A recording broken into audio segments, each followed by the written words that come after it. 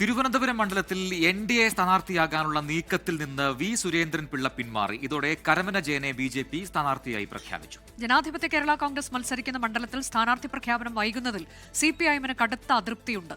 താനൂരിൽ മത്സരിക്കാതെ മാറുന്ന മന്ത്രി വി അബ്ദുറഹ്മാൻ തിരൂരിൽ പ്രചാരണം തുടങ്ങി. തിരുവനന്തപുരം വെസ്റ്റിൽ നിന്ന് MLA-യും മന്ത്രിയുമായ വി സുരേന്ദ്രൻപിള്ളയെ മത്സരിപ്പിക്കുക ലക്ഷ്യമിട്ടാണ് BJP സെൻട്രൽ സീറ്റ് ഒഴിച്ചിട്ടിരുന്നത്. സുരേന്ദ്രൻപിള്ള RJD-യിൽ അസംതൃപ്തനാണെന്ന് മനസ്സിലാക്കിയാണ് ആശയവിനിമയം തുടങ്ങിയത്. ഘടകകക്ഷിയായി NDA-യിലേക്ക് വരാനായിരുന്നു പിള്ളയുടെ താൽപര്യം. എന്നാൽ താമര ചിഹ്നത്തിൽ മത്സരിക്കണമെന്ന് BJP ഉപാധി വെച്ചു. ഇതോടെ സുരേന്ദ്രൻപിള്ള പിന്മാറി. ഇടതുപക്ഷത്തു നിന്നുള്ള നേതാവിനെ പരീക്ഷിക്കാനുള്ള ശ്രമം പരാജയപ്പെട്ടതോടെ സിറ്റി ജില്ലാ പ്രസിഡന്റ് കരമന ജയനെ BJP സ്ഥാനാർത്ഥിയായി പ്രഖ്യാപിച്ചു. സുരേന്ദ്രൻപിള്ളയെ ഇടത് സ്ഥാനാർത്ഥിയാക്കാൻ നീക്കമുണ്ടെങ്കിലും ജനാധിപത്യ കേരള കോൺഗ്രസ് സമ്മതം മൊഴിയിട്ടില്ല. സെൻട്രൽ സീറ്റിലെ സ്ഥാനാർത്ഥി പ്രഖ്യാപനം വൈകുന്നതിൽ CPM നേതൃത്വത്തിന് കടുത്ത അതൃപ്തിയുണ്ട്. നാളെ സ്ഥാനാർത്ഥിയെ പ്രഖ്യാപിക്കാനാണ് ജനാധിപത്യ കേരള കോൺഗ്രസിന്റെ ശ്രമം. സിറ്റി സീറ്റായ താനൂർ വിട്ട് തിരൂരിലേക്ക് മാറിയ മന്ത്രി വി അബ്ദുറഹ്മാൻ ഇന്ന് പ്രചരണം തുടങ്ങി.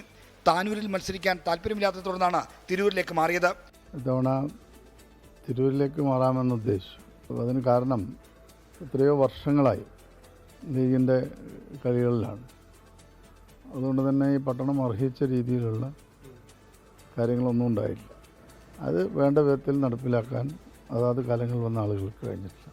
അപ്പോൾ അതിന് മാറ്റമുണ്ട്. മലപ്പുറം ജില്ലയിലെ മങ്കടയിൽ ലീഗ് വിമതനെ സ്ഥാനാർത്ഥിയാക്കാൻ CPIM തീരുമാനിച്ചു. മുസ്ലിം ലീഗ് മുൻ മണ്ഡലം പ്രസിഡന്റ് കുന്നത്ത് മുഹമ്മദ് LDF സ്വന്തമായി മത്സരിക്കും. ഔദ്യോഗിക പ്രഖ്യാപനം നാളെ ഉണ്ടാകും. 24 തിരുവനന്തപുരം. ലോകത്തെവിടെയായാലും ഏത് സമയത്തും 24 വാർത്തകളും ഓഗ്മെന്റഡ് റിയാലിറ്റി പാക്കേജുകളും എക്സ്പ്ലെയിനറുകളും വിശദമായി കാണാൻ ഞങ്ങളുടെ YouTube ചാനൽ നിങ്ങൾക്ക് സബ്സ്ക്രൈബ് ചെയ്യാം.